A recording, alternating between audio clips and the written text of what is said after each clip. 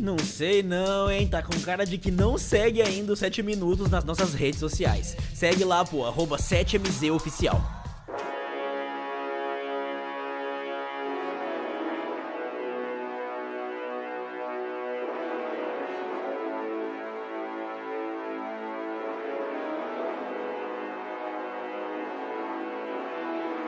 Quando eu era criança, essa história começou. Só pensava em lutar com espadas. Então uma garota mais forte desse dojo se prepare e vai ser derrotada. Mas não importa o quanto eu tente ou o quanto eu treine, Kuina sempre vence. Eu perdi 2000 vezes. Não vai ficar assim, eu vou treinar muito. Promete pra mim, onde não vai ser o maior espadachim do mundo.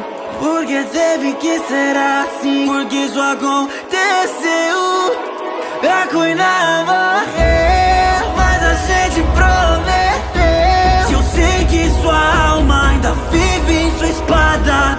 Carrego ela comigo porque agora que você se foi, tenho que realizar esse sonho por nós dois. Não aceito morrer enquanto eu não realizar meu sonho.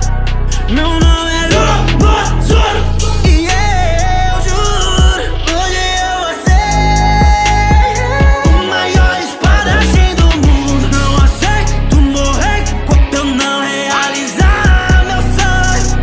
Meu nome é Lobo Zoro e eu juro, hoje eu vou ser o maior espadachim do mundo. Santo Yu, eu mudo estilo 3 espadas, rodando esse mar azul. Eu era um caçador de piratas, amarrando numa cruz. Que minha vida foi mudada, conheci Monkey de luz. Entrei pro bando do chapéu de palha. Deixei os meus amigos, sabe o que eu faço contigo?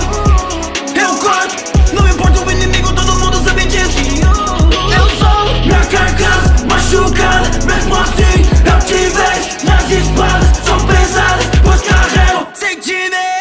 E foi no estilo, eu desafiei melhor que olhos de gavião.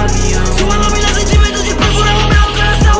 E aí me pergunta se eu vou recuar, e a minha resposta é não, porque sinto que se eu der apenas um passo para trás, as promessas que eu fiz terão sido em vão.